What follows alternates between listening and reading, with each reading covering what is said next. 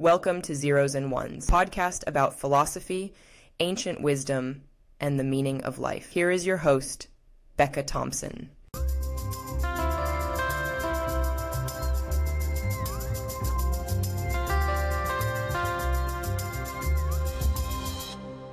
Okay, hello everybody, and welcome to Zeros and Ones, podcast meant to start talking about philosophy and, in fact, how everything, and by everything I mean everything, is simply a set of zero and ones.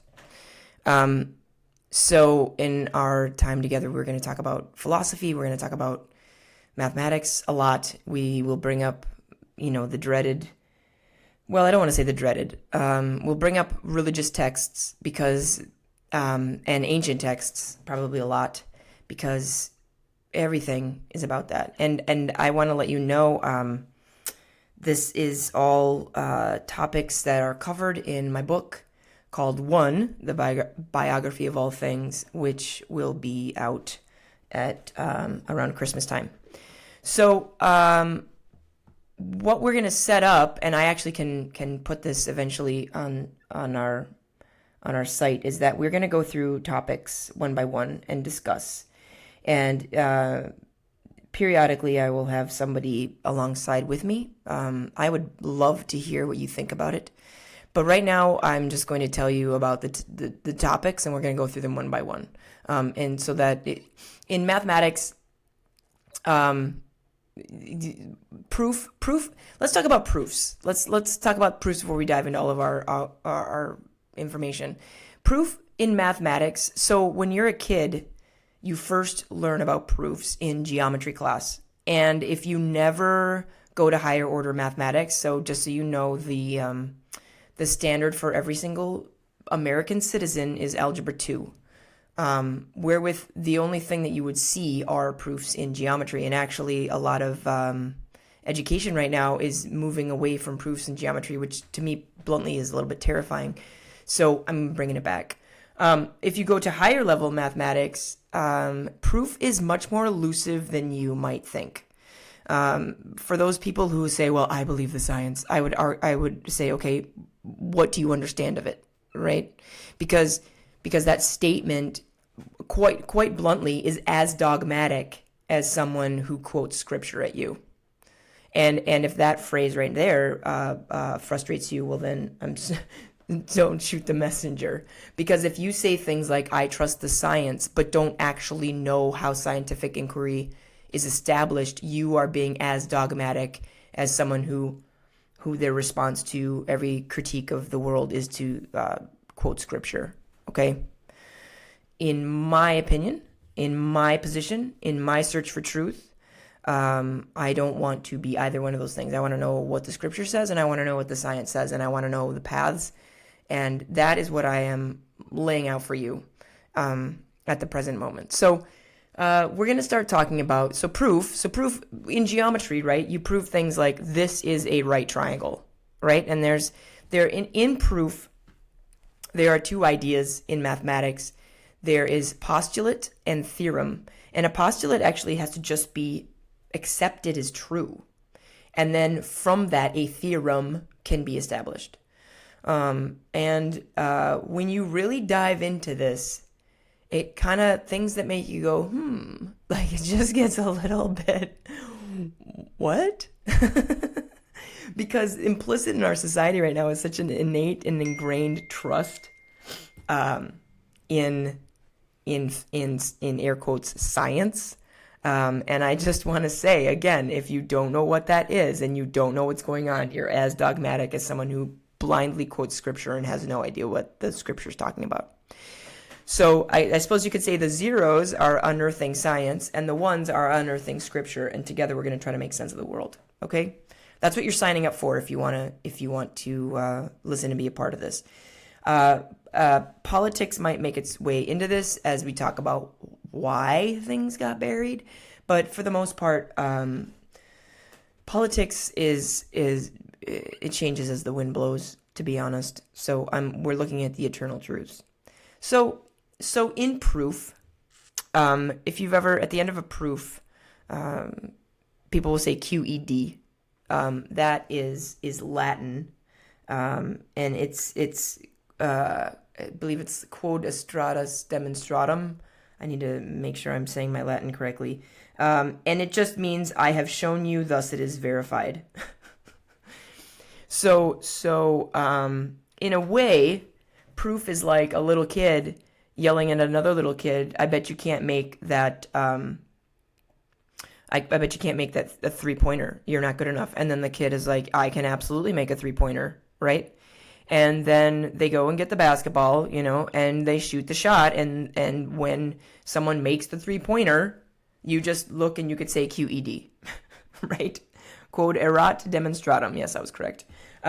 So you are saying, I can do this, and I'm good enough, and I'm smart enough, and doggone it, people like me.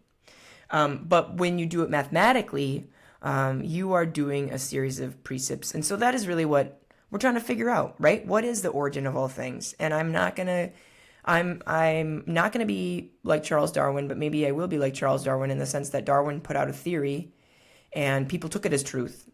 But Darwin actually, ironically, was not one of them. So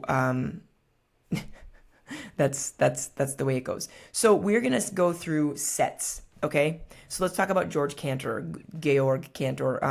Cantor was a mathematician who worked into set theory, and Cantor, I'm sure there's a mathematician out there right now who's like, I can't believe you're going to talk about Cantor.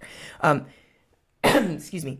Cantor thought about infinity. He thought about infinity to such a level that I'm going to tell you right now, most geniuses go insane because if you are looking for a pot of gold at the end of the rainbow, that is not what's out there. And people like Cantor and Nietzsche and Schumann, they all went nuts in the most beautiful way. We as a society would call them nuts because we judge what happens to a brain when you have embraced the luminous sense of humor of the universe. It is biblical in the sense of between two worlds, you cannot have one foot in this thing that we call society while also embracing that other thing, because it one precludes the other, and so you do your best to just kind of fake it in the world. So we're going to go through sets. So the first set is set 8. So these are all Fibonacci sequence numbers, and we're going to talk about Fibonacci as well. Fibonacci, the son of Bonacci. Son of Bonacci was Leonardo da Pisa. He brought around Hindu-Arabic numeration into air quotes the West, which is Rome and the Roman establishment of Italy, Pisa, obviously, and then also was the one that westernized the golden section, and it is given his name, the Fibonacci numbers, but it's just a series of numbers that nobody can own. Okay, in the Far East, all these things have different names, but they still exist. So our set 8 are going to be 8 topics, 8 traditional topics of learning that are classical education. Okay, and we're going to go through one on one, and then I'll introduce set 5, which comes next. We're going in reverse order till we get to 1, zeros and ones. So we're going to have about, let me do the math on this, 13, 16, 18. Oh, perfect. 20 lessons and then an epilogue. So we're going to have 20 lessons on this. 20 blogs, 20 podcasts, okay? So the contents of our 8 are ethic, arithmetic, physics, music, geometry, astronomy, logic, and rhetoric.